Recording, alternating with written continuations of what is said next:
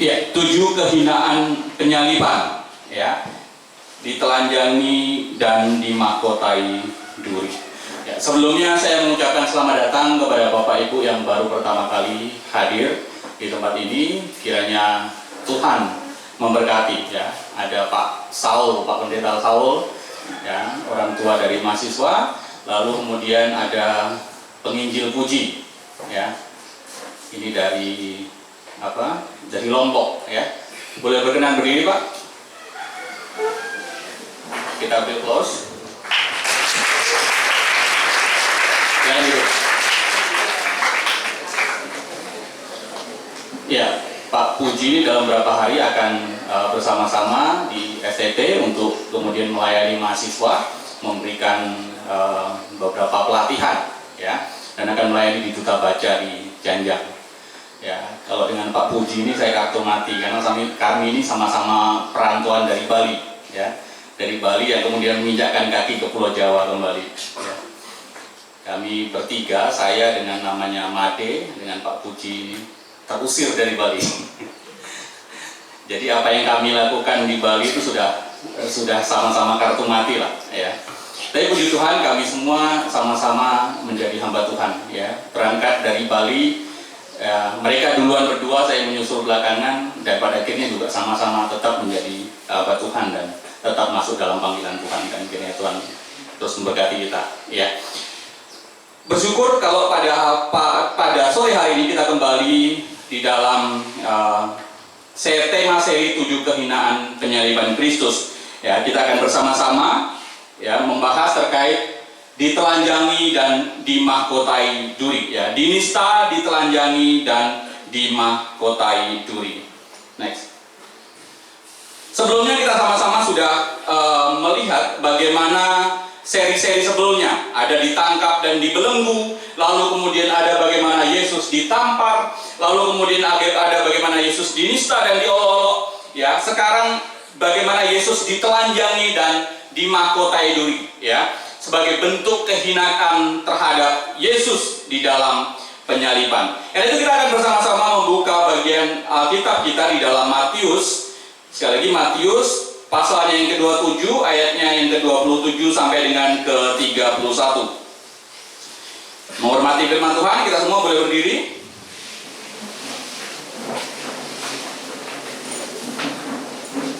Matius 27 ayatnya yang ke-27 sampai dengan ke-31, kita akan membacanya secara bersama-sama. Demikian firman Tuhan.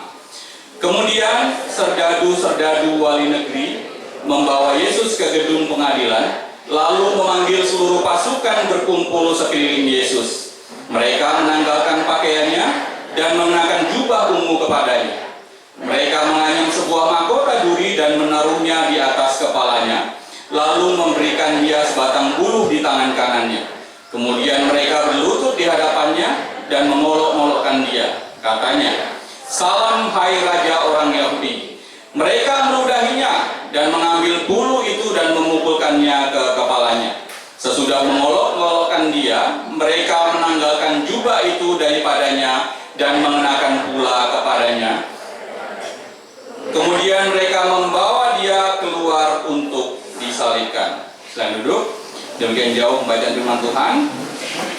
Kiranya Tuhan menolong dan memberkati kita, boleh mengerti, memahami, dan lebih lagi menjalankan firman itu di dalam hidup kita hari lepas hari.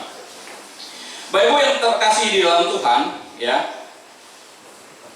Dari sini kita akan melihat, dari bagian tadi itu bukan hanya nukilan, ya, bukan hanya penggalan dari ayat itu saja, tapi ada kronologis peristiwa sebelumnya yang kemudian diangkat di dalam 7 seri ini. Bagaimana Yesus ditangkap sebelumnya di Taman Getsemani, lalu kemudian bagaimana Yesus dihadapkan ke hadapan mahkamah agama, ya, kita sudah belajar semuanya, ya, bagaimana yang satu legitimate, yang satu tidak legitimate, ya, yang satu sah, yang satu tidak sah. Lalu kemudian kita juga sudah melihat bagaimana Yesus dibawa ke hadapan yang lain. Nah, kali ini kita melihat bagaimana Yesus dihadapkan kepada Pilatus, ya. Sebelumnya Pilatus mengirim dulu ke Herodes dan kemudian dikembalikan lagi oleh Herodes kepada Pilatus. Nah, sesungguhnya disinilah mulai dramanya itu, ya. Disinilah dramanya itu dimulai. Drama apa? Drama bagaimana Yesus dimahkotai duri dan kemudian bagaimana Yesus diberikan jubah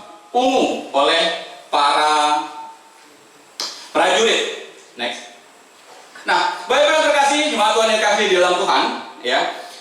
Di dalam kemudian pengadilan Pilatus, kalau sebelumnya kita tahu bagaimana Pilatus ya tidak mengadili sendiri, dia mengirimkan kepada Herodes. Sekarang dia mau tidak mau harus mengadili sendiri, ya.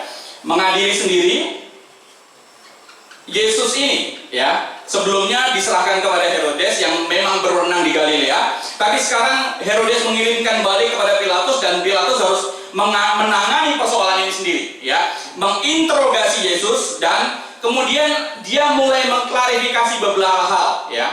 Yang saya pikir adalah sesuatu yang sangat sangat penting untuk kita awali terlebih dahulu sebelum kita masuk kepada bagian dari mahkota duri dan jubah ungu tadi. Ya, apa yang diklarifikasi? Ya, apa yang diklarifikasi oleh Yesus?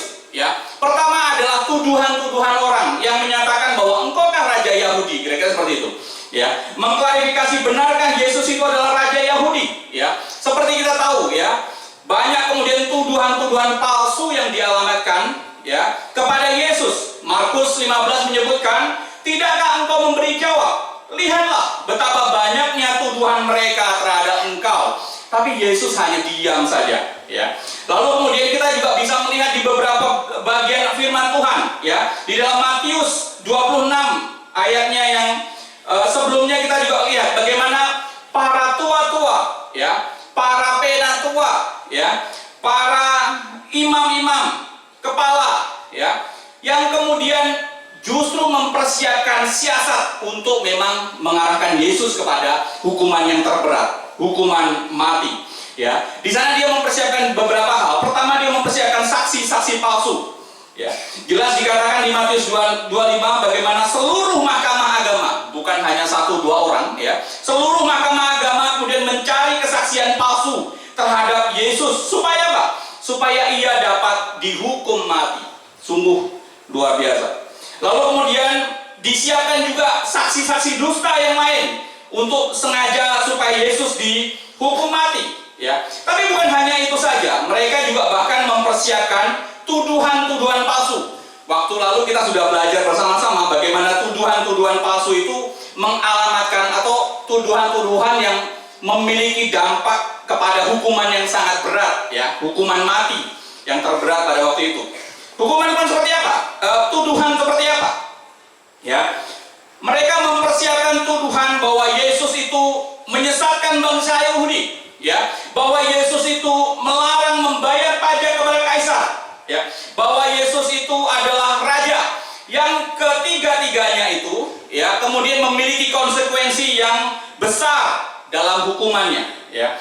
Lukas 23 menyebutkan, di situ mereka mulai menuduh dia, katanya, telah kedapatan oleh kami bahwa orang ini menyesatkan bangsa kami dan melarang membayar pajak kepada kaisar, dan tentang dirinya mengatakan bahwa ia adalah Kristus, yaitu raja.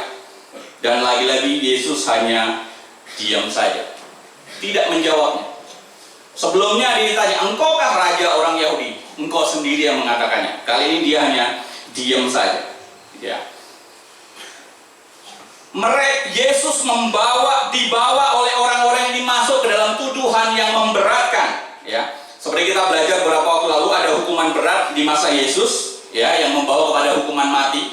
Ada yang pertama menyembah dewa-dewa lain, lalu kemudian melanggar hari Sabat, lalu kemudian mengajarkan doktrin yang salah, lalu mengaku sebagai raja dan juga menodai bait Allah, ya.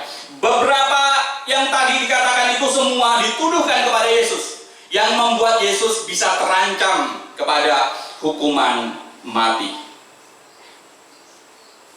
Saya pikir ini sesuatu yang ironis.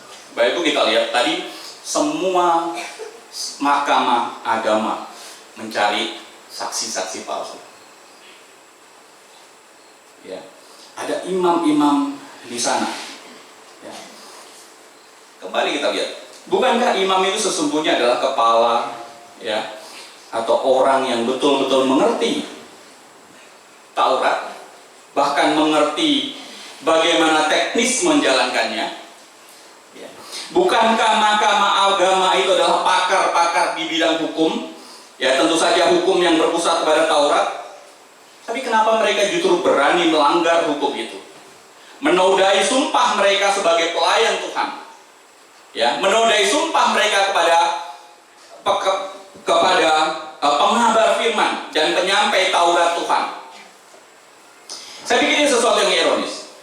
Alkitab sudah jelas menyinggung, kalau kemudian orang mau menjadi orang yang mau lebih tinggi daripada orang lain, contohnya guru, maka dia mengemban satu tanggung jawab yang besar. Karena itu dalam Yakobus 3 ayat 1 mengingatkan, saudara-saudaraku, janganlah banyak orang di antara kamu mau menjadi guru. Sebab kita tahu bahwa sebagai guru kita akan dihakimi menurut ukuran yang lebih berat. Waktu itu tentu saja konteksnya adalah imam dan para ahli-ahli Taurat itu, pengajar-pengajar Taurat itu, guru-guru agama itu. Kenapa? Guru tahu lebih banyak, karena itu dia harus dituntut lebih banyak. Ya. Guru memahami kebenaran, mengerti fasih tentang kebenaran, bahkan dia juga tahu caranya memutar balik kebenaran. Contohnya, mahkamah agama tadi, para imam tadi, dia tahu cara menjalankan firman, tapi juga tahu caranya mencari pembenaran untuk tidak menjalankan firman.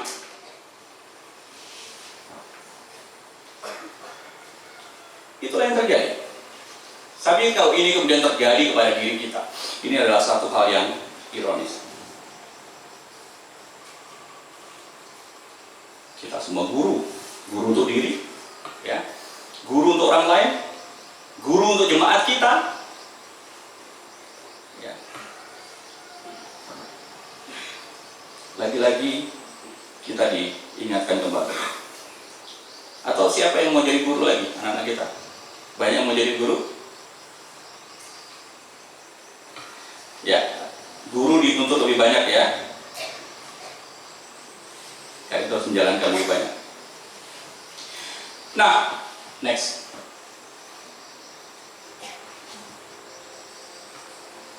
Kita lompat lagi, ya. Setelah kemudian Pilatus menghadapkan Yesus ke persidangan, sesungguhnya Pilatus bermaksud ingin menolong Yesus, ya.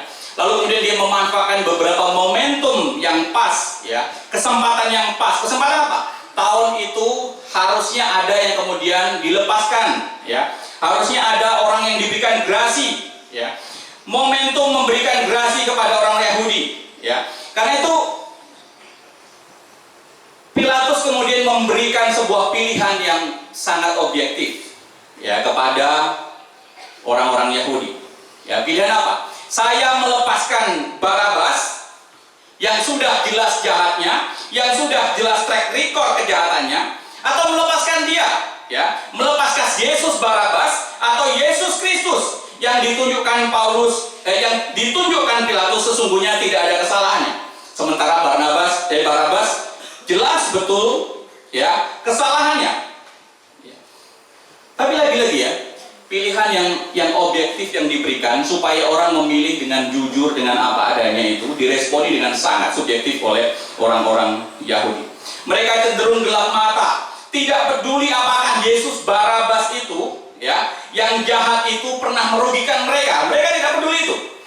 Yang mereka penting adalah pokoknya Yesus harus dihukum dan bukan Barabas, dan Barabas harus dibebaskan, ya. Dari sini kita lihat bagaimana pilihan Yahudi itu menunjukkan betul-betul kebencian mereka kepada Yesus. Betul-betul menunjukkan kebencian yang teramat dalam kepada Yesus. Dan ini lagi-lagi berbahaya.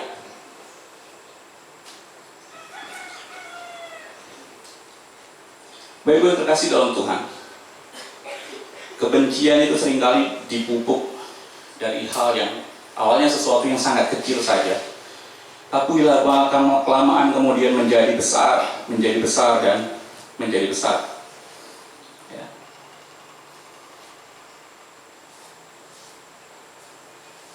Mereka mungkin saja bisa jadi awalnya ya merasa terluka, merasa diabaikan, lalu kemudian perasaan terluka, perasaan terabaikan itu men-trigger dia, membuat dia itu membentuk satu persepsi negatif tentang orang tertentu.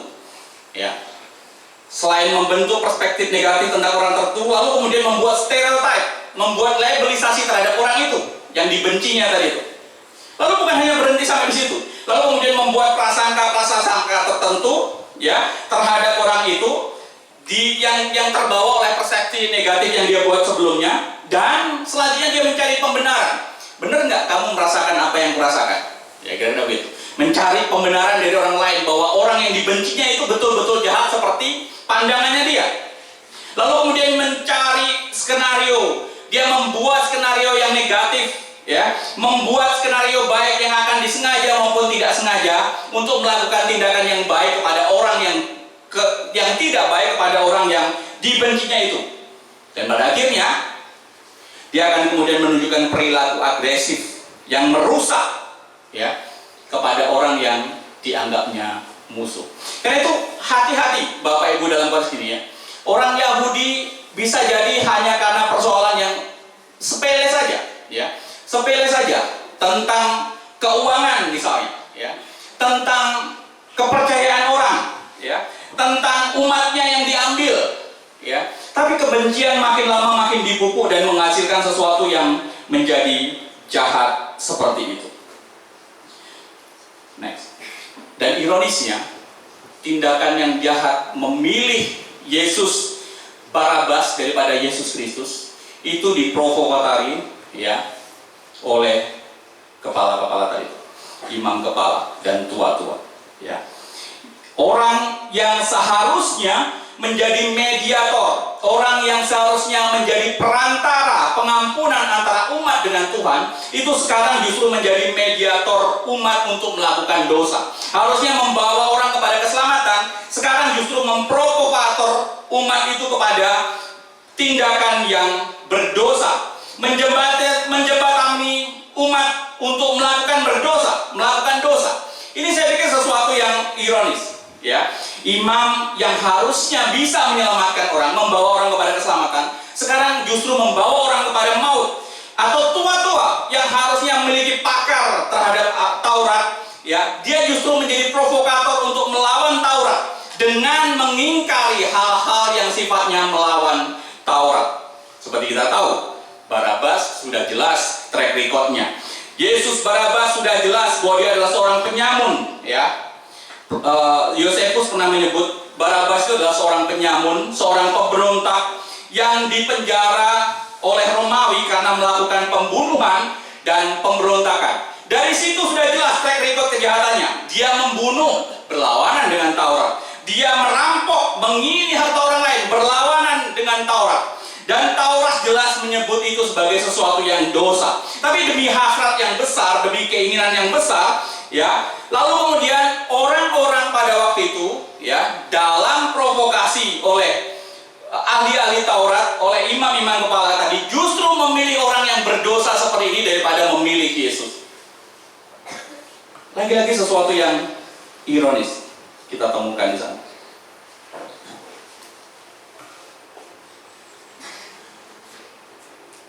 Pemimpin yang harusnya bisa mengarahkan orang yang dipimpin ke jalan yang baik dan benar, ini justru membawa orang yang dipimpin ke jalan yang sesat. Alkitab mengatakan di dalam Roma 12 ayat 17 dan 18, janganlah membalas kejahatan dengan kejahatan, lakukanlah apa yang baik bagi semua orang sedapat-dapatnya, sekali lagi, sedapat-dapatnya. Kalau hal itu bergantung padamu, hiduplah dalam perdamaian dengan semua orang. Jikalau segala sesuatu itu bergantung pada kita, ya.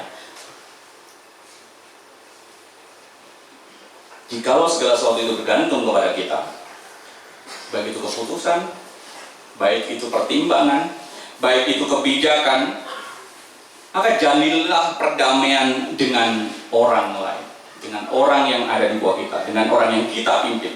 Maka kalau tidak, maka ya kita akan cenderung abuse of power, ya. Memanfaatkan kuasa yang dimiliki justru untuk mencurang, memanfaatkan kuasa yang dimiliki untuk membuat keputusan, pertimbangan, kebijakan yang justru menghancurkan orangnya, ya. Menghasilkan keputusan, pertimbangan, dan kebijakan yang hanya didasarkan pada emosi saja. Yang motifnya lagi-lagi apa? Bisa menghancurkan seperti tadi.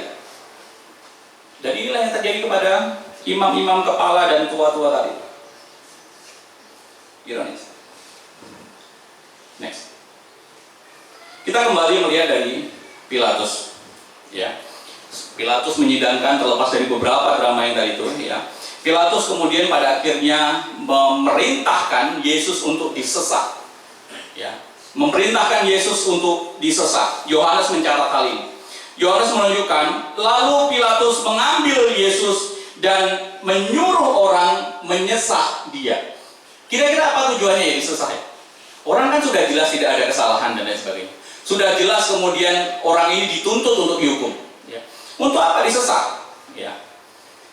Waktu itu ada dua tujuan utama orang itu menghukum dengan cara menyesat. Yang pertama, hukuman itu sifatnya hukuman fisik yang kemudian memaksa orang supaya orang itu segera mengaku, ya, supaya mudah mendapatkan informasi, ya. Lalu kemudian disakiti dengan cara disesat tadi. Yang kedua memang menghukum pelaku kejahatan. Nah, dalam konteks yang kedua menghukum pelaku kejahatan, ya dosanya saja belum ditemukan, masa mau dihukum? Maka dugaan saya adalah perintah Pilatus menyesat Yesus adalah untuk apa? Supaya Yesus ini mengeluarkan, ya, pengakuan, supaya Yesus ini segera mengaku. Dan Browning menuliskan dalam dictionary-nya bahwa menyesat seringkali digunakan sebagai cara untuk memaksa seseorang agar memberi pengakuan atas tindakan kejahatan yang dituduhkan kepadanya. Nah, dari konteks ini Bapak Ibu, perintah Pilatus walaupun tersirat kepada para prajurit itu sungguh sangat jelas, ya. Hanya untuk mengorek keterangan, hanya untuk menginterogasi dia, hanya untuk memaksa Yesus supaya membuat pengakuan, dan bukan menganiaya, dan bukan kemudian menghinakan dia. Tetapi prajurit memanfaatkan, ya, justru memanfaatkan kesempatan ini untuk melecehkan dan menghina Yesus. Lagi-lagi ini contoh yang tadi itu, abuse of power, ya. Menggunakan kekuasaannya atas tahanan tadi itu untuk meluapkan dendamnya, untuk meluapkan ketidaksukaannya secara pribadi. Kesempatan. Padahal hanya menyesat sampai dia mengaku, bukan menjelek-jelekkan, bukan menghina dia, ya.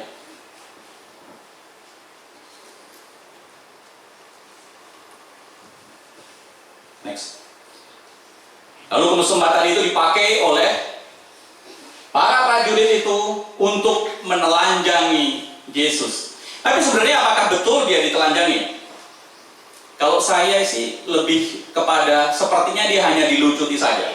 Karena kita tahu pakaian Yahudi itu ada beberapa lapisan. Lapisan paling dalam, lapisan pakaian dalam itu ada kain suci namanya. Di luar itu ada namanya, ada bisa menggunakan manset atau kemudian langsung menggunakan tunik, ya, sampai ke atas. Tapi setelah tunik itu ada mantel, ada jubah lagi. Jadi berlapis-lapis karena konteksnya waktu itu cuaca yang seringkali berubah-ubah dan lain sebagainya. Nah, di dalam konteks itu sebenarnya di dalam Alkitab tidak dijelaskan betul apakah kemudian Yesus ditelanjangi sepenuhnya, ya. Tidak ada seperti itu. Karena itu saya lebih senang menggunakan kata dilucuti, dan kemungkinan besar menurut beberapa penafsir itu hanya jubahnya saja yang dicopot, atau paling tidak jubah dan tuniknya saja lah, ya.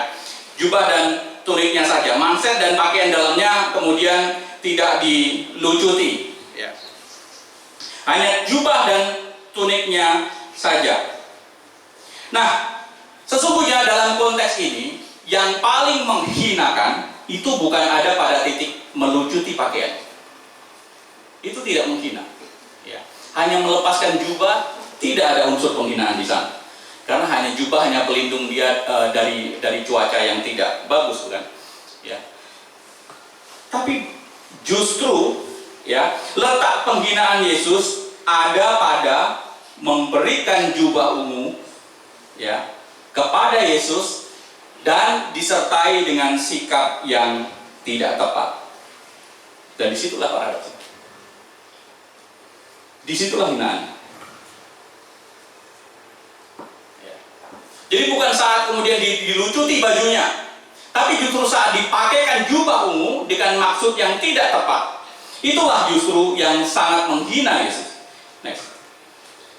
Baik jemaat Tuhan anakku, kita semua tahu bahwa ya jubah ungu itu bukanlah jubah yang biasa. Jubah ungu itu adalah sebuah tanda kehormatan.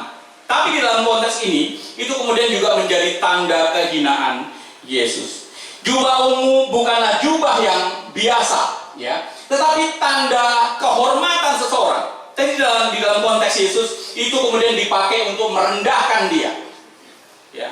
Jubah ungu sesungguhnya memiliki makna atau simbolis, ya, itu yang sangat penting di dalam konteks orang pada zaman itu, baik menurut orang Romawi maupun di orang-orang Yahudi sendiri.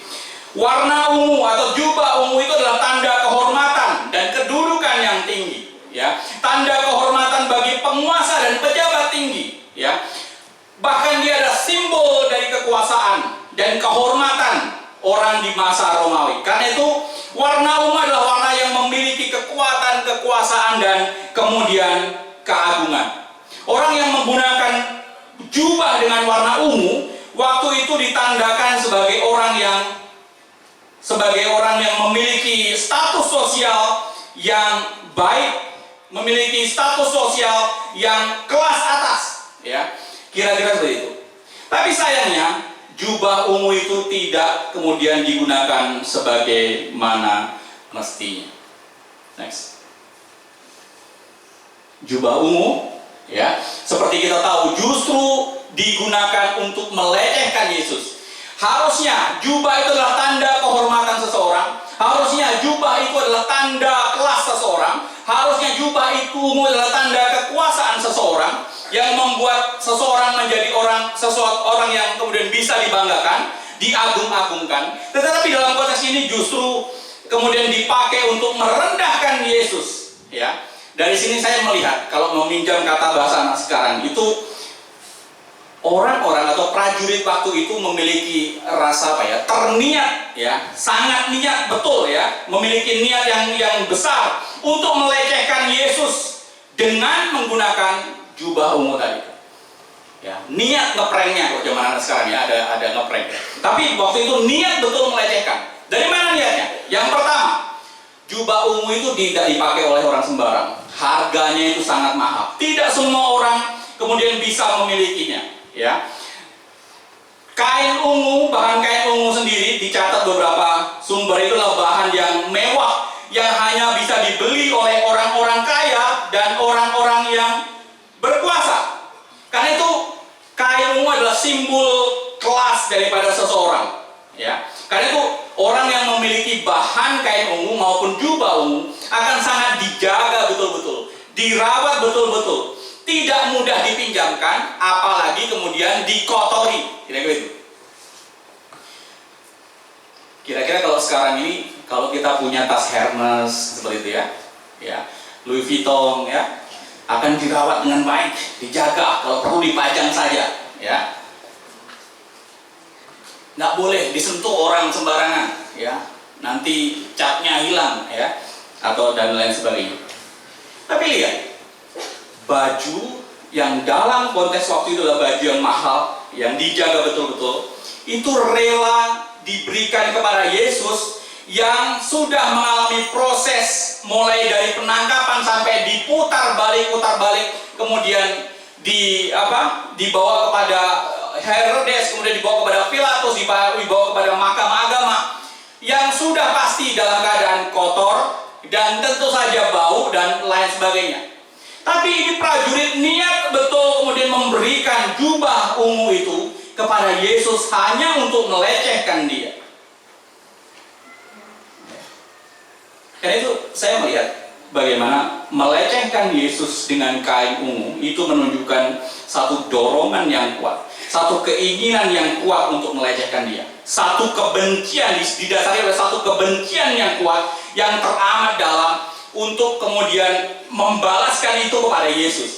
Ya, ini didasarkan pada sakit hati yang sangat mendalam, ya, sehingga dia rela mengorbankan apapun untuk kemudian bisa melecehkan seseorang ini, bahkan dengan cara yang harus ditempuh dengan cara yang sangat mahal sekalipun.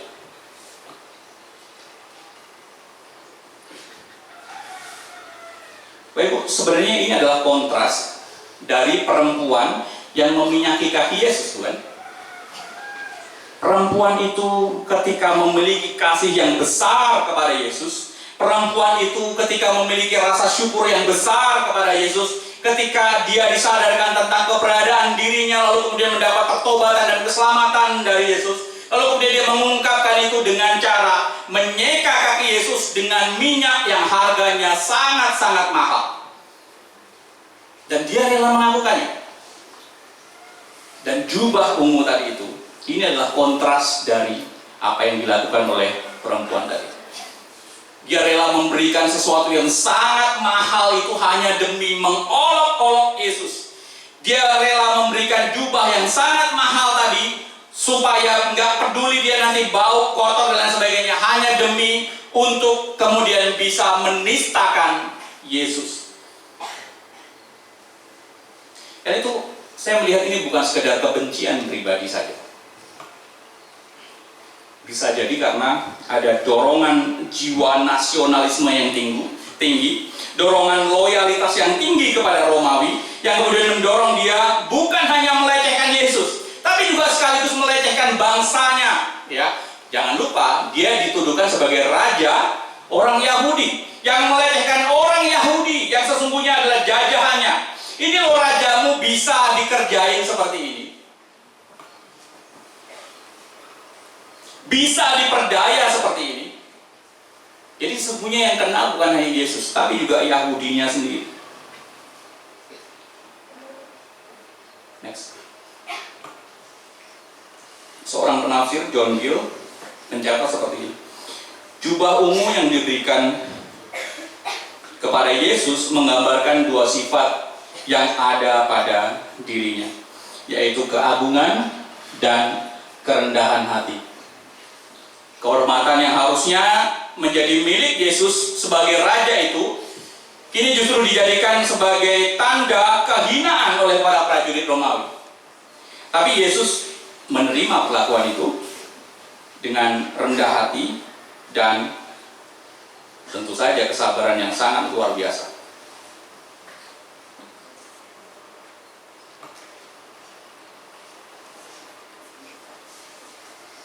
Betapa tidak? Para prajurit itu mengenakan jubah ungu bukan membawa kepada kehormatan kepada Yesus. Jubah ungu dikenakan bukan untuk membawa kebanggaan, ya, bukan untuk membawa kepuasan batin kepada Yesus. Dan memang bukan tujuan itu prajurit kemudian mengenakan jubah ungu, tapi justru menunjukkan kebalikannya. Menunjukkan hinaan bahwa Yesus memang tidak pantas dihormati menurut prajurit. Tidak ada yang bisa dibanggakan dari dirinya. Dan menurut prajurit, ya, Yesus pantas dihina, dilecehkan seperti itu. Sesungguhnya ini adalah bentuk penolakan yang besar terhadap otoritas atau kekuasaan Yesus itu sendiri. Ini sesungguhnya bentuk sebuah penolakan, ya, kepada pengakuan Yesus sebagai Tuhan dan Raja itu. Dan dalam konteks ini, jubah ungu sesungguhnya juga mencemooh kedudukan Yesus.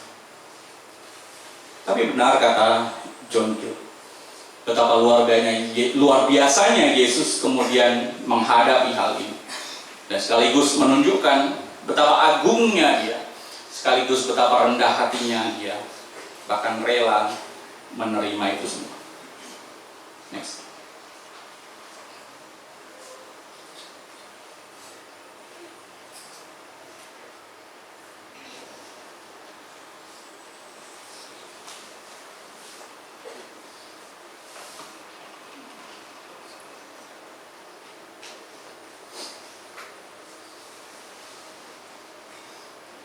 Baik, yang terkasih dalam Tuhan, kira-kira bisakah kita menghadapi seperti apa yang sudah Yesus hadapi seperti itu? Rela menghadapi hinaan seperti itu.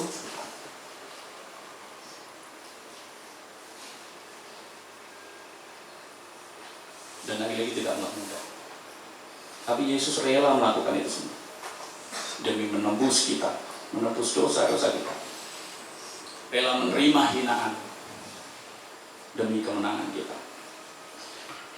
Selanjutnya kita akan lihat bagaimana Yesus dimahkotai duri.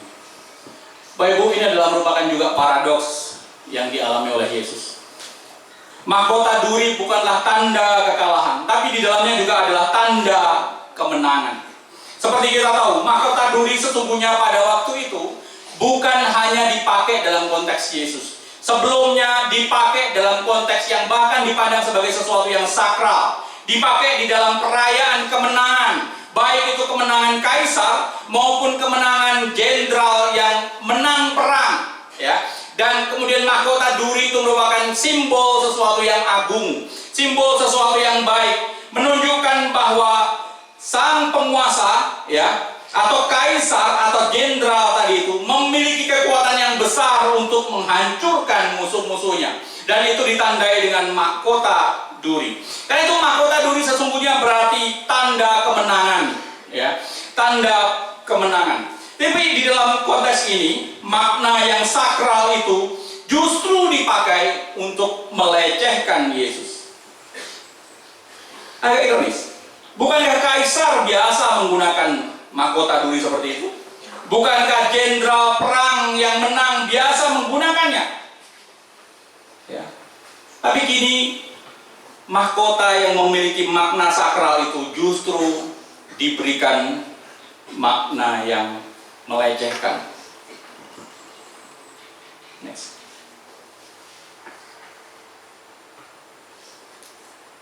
Dengan mahkota duri, Yesus yang memang diposisikan seperti raja, tapi kemudian dihina oleh orang yang memposisikannya. Diberikan tongkat kuasa dengan tongkat bulu di tangan kanannya, tapi dilecehkan sehingga kemudian dia tidak berdaya. Ya, dia kemudian dihormati sebagai orang raja, orang Yahudi, tapi juga kemudian dipukuli oleh bulu yang dipegangnya tadi. Dia dipandang raja yang tanpa kuasa, ya, tanpa rakyat, ya, yang dikuasai, dan juga raja yang ditinggal kuasanya, ya, ditinggal orang yang dikuasainya, ya, raja yang terkalahkan, ya, loser, ya, tidak lagi punya kuasa, raja yang dilucuti kekuasaannya, raja yang kemudian tidak berdaya. Bapak terkasih dalam Tuhan, ini adalah penghinaan sekali lagi terhadap statusnya sebagai Tuhan dan Raja. Hal ini adalah penghinaan terhadap martabatnya sebagai manusia. Ini adalah penghinaan terhadap kekuasaannya, terhadap otoritasnya. Penghinaan terhadap nilai-nilai, kalau dalam konteks sekarang adalah nilai-nilai kemanusiaan juga. Tapi jangan lupa, di balik hinaan tadi itu, ya, ada kemenangan. Di balik hinaan tadi itu ada kemenangan. Next.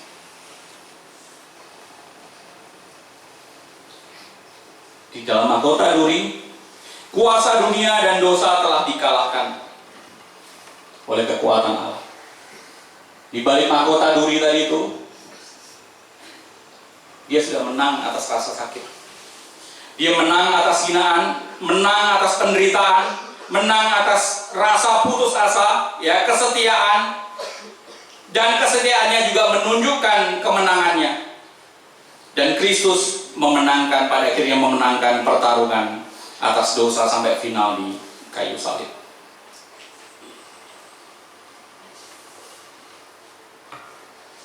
Dua-duanya memiliki kontras, ya, baik jubah ungu maupun mahkota duri.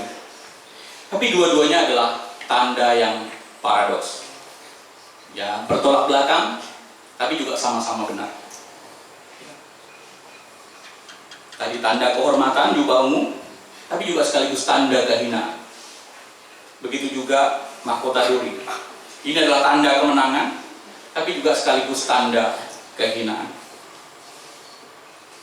Dan kalau kita perhatikan kembali, ada satu ironi yang dilakukan oleh prajurit tadi.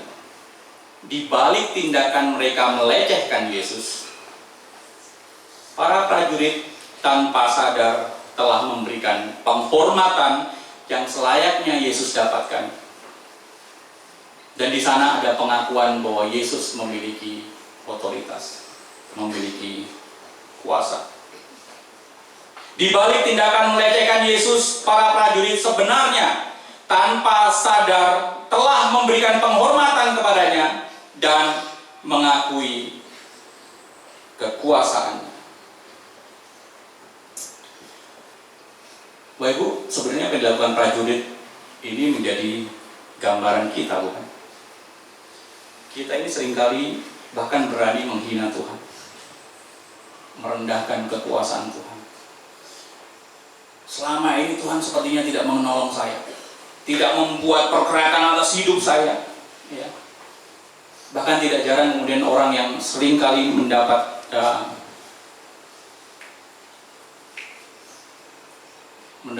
hal yang pencobaan yang berat, bahkan dari mulutnya seringkali juga keluar kata mengingkari keberadaan Tuhan. Tapi diingkari tidak diingkari pun, ya, diakui ataupun tidak pun, Allah sesungguhnya tetap ada, Allah tetap berkuasa, dan Allah tetap memelihara. Di sana kewibawaan Tuhan tidak tergoyahkan. Ya. Prajurit itu sepertinya memang menghina. Ya. Terlihat secara visual mereka menghina dengan luar biasa. Tapi apa yang dilakukan ketika menghina sesungguhnya terbersit di sana. Ya. Sikap yang memang harusnya diberikan kepada Yesus.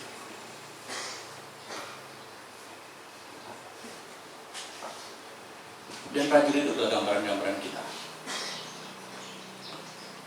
Karena itu Bapak Ibu, ketika kita sudah diberikan anugerah yang besar oleh Tuhan, boleh percaya kepadanya, boleh memuliakan Dia, boleh menghormati Dia, ya, dalam segala hal yang Tuhan izinkan terjadi dalam hidup itu. Entah itu kesenangan, entah itu penderitaan. Dan walaupun tidak mudah kemudian lagi-lagi menerimanya dan menjalankan. Tapi janganlah kemudian dari mulut kita keluar, oh Tuhan itu nggak ada, saya nggak peduli lagi dengan Tuhan, masa bodoh dengan Tuhan, dan lain sebagainya. Jangan kita menghina Tuhan. Ya. Jangan kita menghina Tuhan. Bila Tuhan menolong kita, memberkati kita, di dalam hinaan orang terhadap Tuhan kita pun, Tuhan bahkan tetap mengasihi mereka, tetap memberikan sinar matahari kepada orang yang menghina Dia, tetap memberikan hujan kepada mereka yang menghina Dia, tetap memberikan nafas oksigen kepada mereka yang menghina Dia, yang tanpa mereka sadari bahwa Tuhan masih memelihara hidupnya di dalam penghinaan yang dilakukan. Karena itu kalau kita menjadi orang-orang yang sudah percaya kepada Tuhan, jangan berlaku seperti demikian. Betul, secara verbal kita tidak menghina Tuhan, tapi jangan-jangan di dalam hati kita sudah menghina dirinya, menghina namanya, bahkan tidak menganggap Dia ada. Karena itu beberapa waktu lalu saya juga sudah ingatkan bahwa ateis itu tidak hanya sekedar ateis secara iman, tapi juga ateis praksis. Orang yang mungkin masih mengakui Tuhan itu ada, Yesus Kristus, Roh Kudus hadir dalam hidupnya, tetapi mengingkari keberadaan Yesus dari dirinya. Buktinya, terus-menerus jatuh ke dalam lubang yang sama, lubang dosa yang sama. Dia beribadah, tapi mengingkari kekuatannya. Dia menjalankan firman, tapi tidak tersentuh oleh.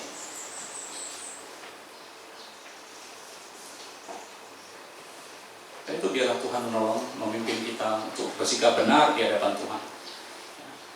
Tetap berserah kepada Tuhan, meminta ampun kepada Tuhan jika kita banyak dosa dan salah kepadanya. Mari kita berdoa.